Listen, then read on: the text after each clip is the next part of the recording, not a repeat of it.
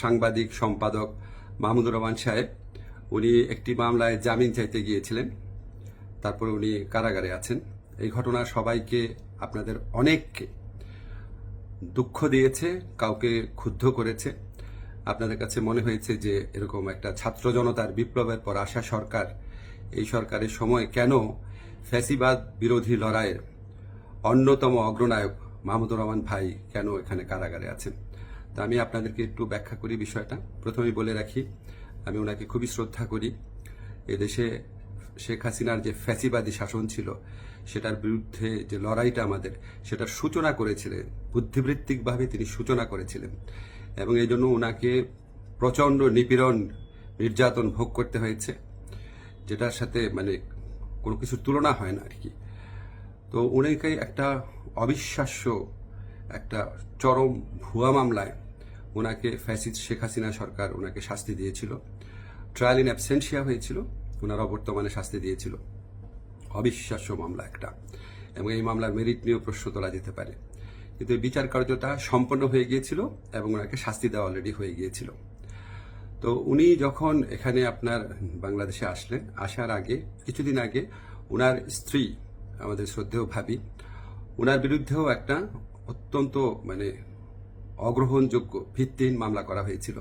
তো উনি সেই মামলাতে সাজা স্থগিত করে আপিল করার জন্য আবেদন করেছিলেন। এই আবেদন কিন্তু আইন মন্ত্রণালয় অর্থাৎ আমার কাছে আসে না, এটা যায় স্বরাষ্ট্র মন্ত্রণালয়ের কাছে। স্বরাষ্ট্র মন্ত্রণালয় যখন আমাদের অভিমত চেয়েছে, আমরা ইতিবাচকভাবে এটা দেখার জন্য জোর সুপারিশ করেছি। আমাদের এই সুপারিশের ভিত্তিতে মাহমুদুর রহমান ভাইয়ের স্ত্রীর সাজা স্থগিত করে ওনাকে আপিল করার সুযোগ দেওয়া হয়। মাহমুদুর রহমান ভাই যেই মামলায় শাস্তি পেয়ে আজকে জেলে আছেন, এক্স্যাক্টলি এই মামলায় আরেকজন বরেন্দ্র সাংবাদিক শফিক রহমান, উনারও সাজা হয়েছিল। উনি ঠিক একইভাবে মাহমুদুর রহমান সাহেবের যে স্ত্রী আছে, উনি যেমন আবেদন করেছিলেন যে সাজা স্থগিত রেখে আপিল করার জন্য, উনি একইভাবে সেই আবেদন করেছিলেন। আমাদের আইন মন্ত্রণালয়ের মতামতের ভিত্তিতে শফিক রহমান সাহেবেরও সাজা স্থগিত করে ওনাকে মুক্ত মানুষ হিসাবে আপিল করার জন্য যে ওনার যে আবেদনটা ছিল সেটা অ্যাপ্রুভ করা হয়। মাহমুদুর রহমান ভাই এটা করেন নাই। আপনারা সবাই জানেন ওনার অত্যন্ত স্ট্রং আত্মসম্মান বোধ, উনি খুব দৃঢ়চেতা মানুষ, খুবই দৃঢ়চেতা মানুষ, প্রচণ্ড দেশপ্রেমিক মানুষ। হয়তো উনার এই সমস্ত ব্যক্তিত্বের কারণে উনি মনে করেছেন উনি কোনো সাজা স্থগিতের আবেদন করবেন না, বা হয়তো যে কোনো কারণে হোক আমি জানি না, উনি সাজা স্থগিত রেখে মুক্ত মানুষ হিসাবে আপিল করার কোনো আবেদন করেন নাই। ফলে এটা করার কোনো রকম স্কোপ কোনো মন্ত্রণালয়ের, কোনো সরকারের ছিল না। উনি উনাকে যেই আদালত এই ভুয়া মামলাতে উনাকে শাস্তি দিয়েছিল, উনি সেই আদালতে জামিন চাইতে গেছেন।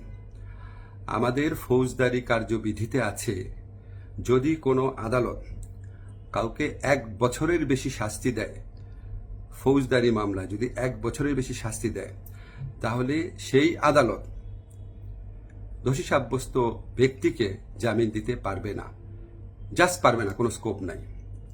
কিন্তু তার চেয়ে যে বড় আদালত অর্থাৎ মহানগর দায়রা জজের আদালত, সেখানে যদি পরে আবেদন করা হয়, তাহলে সেই আদালত জামিন দিতে পারবে।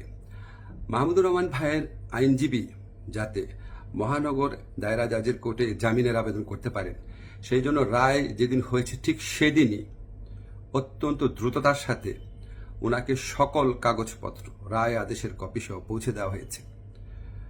আজকে আমি যখন আপনাদের সাথে কথা বলছি, আজকে হচ্ছে বুধবার, উনি যে কোনো কারণেই হোক উনি জামিনের আবেদন এখনো করেন নাই। জামিনের আবেদনটা করলে ওই আদালতের জামিন দেওয়ার এখতিয়ার আছে এবং ওনার জামিন পাওয়ার পথ প্রশস্ত হবে।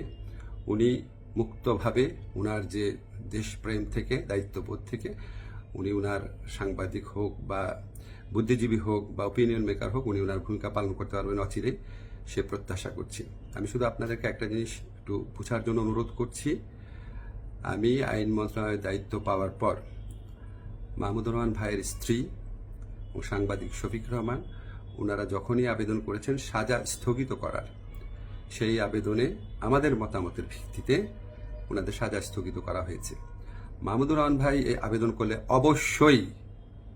অবশ্যই আইন মন্ত্রণালয় থেকে ওনার সাজা স্থগিতের জন্য আমরা সুপারিশ করতাম। আমরা সেই সুযোগ পাই নাই, এখানে আমাদের কিছু করার ছিল না। আমরা মনে করি যে মাহমুদুর রহমান ভাই উনি যত তাড়াতাড়ি, আমরা বলতে আমি নিজের কথা বলছি, যত তাড়াতাড়ি মুক্ত হয়ে আমাদের এই দেশ করার যুদ্ধে ওনার জায়গা থেকে নেতৃত্ব দিবেন, তত এটা দেশের জন্য মঙ্গলজনক। আমি আশা করব খুব দ্রুত ওনার জামিনের আবেদন করা হবে, যাতে ওনার জামিনের পথ প্রশস্ত হয়। সবাইকে ধন্যবাদ, ভালো থাকবেন।